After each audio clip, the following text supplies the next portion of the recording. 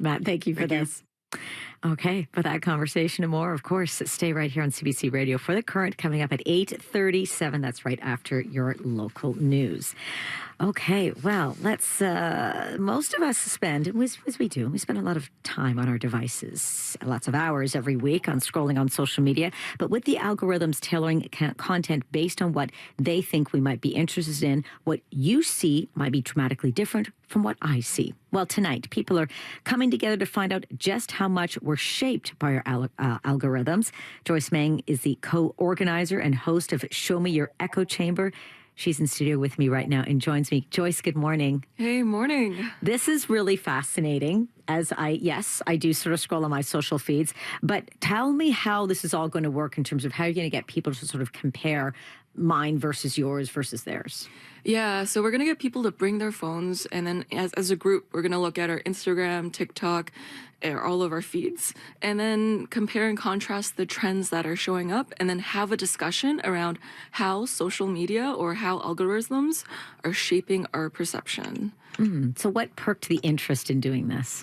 Yeah, well, we're on our phones all the time. Right. As I was on the subway here, you see most people are looking on their phones, and people spend, like you said, hours of a day looking at their phone. It's like equivalent to the amount of time someone would spend at a part-time job. And so this has got to shape our perception in some sort of way, even sometimes without our consent, if we're not conscious of this process. So what do you think we're going to learn? Because I think it is quite fascinating. You'll be scrolling through something and then you'll notice an ad or a particular story will show up or whatnot based on maybe conversations that we're having or things that you've looked at. What are you hoping it's going to tell us, I guess, about ourselves, but also about how the technology is thinking it knows what we want?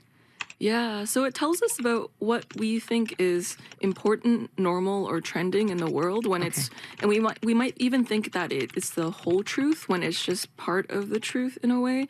So like the algorithm is really intimate. It knows a lot of things about us. And so there's a loneliness pandemic going on. And so when our phone knows us better than the people in our lives, we tend to spend more and more time there.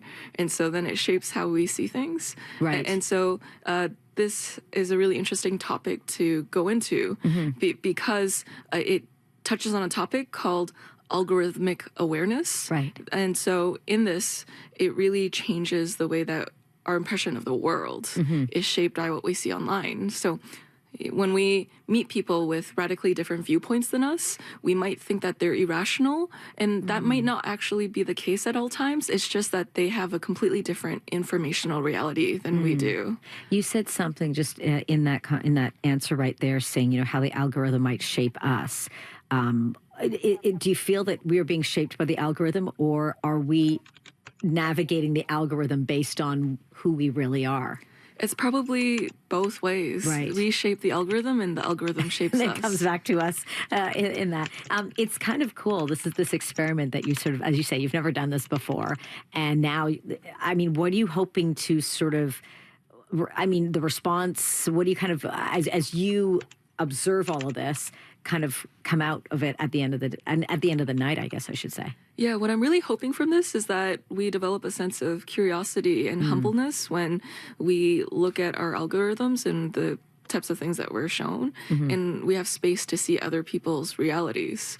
And so this is almost like a space to build compassion in that we talk a lot about polarization and echo chambers in today's day and age, but when do we get the chance to see someone else's echo chamber? And then we get to humble ourselves through the process of connecting with another person through what they take in.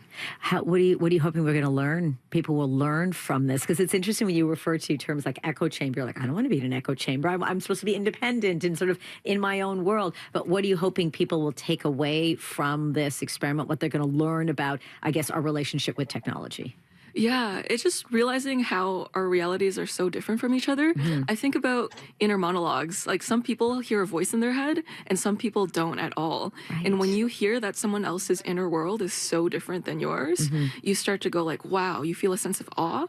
And you also are more curious and less quick to make a judgment about another person. And so I kind of have a belief that I think a lot of the political and cultural conflict going on today is not just disagreement, it's because we're shown different online worlds. And so if we bridge these worlds, there might be a chance that we see each other's reality from each other's eyes. It's fascinating. It's almost like sort of breaking down that first impression, right? We assume an impression, and then when you sort of really get to know someone, you realize you're probably very, very far off from what you first started. This is really cool, and I think it's really cool that you're doing it. Thank you so much, Joyce, for coming in to talk to us about this. This is Joyce Meng, co-organizer and host of Show Me Your Echo Chamber. It's all taking place at 6 o'clock tonight.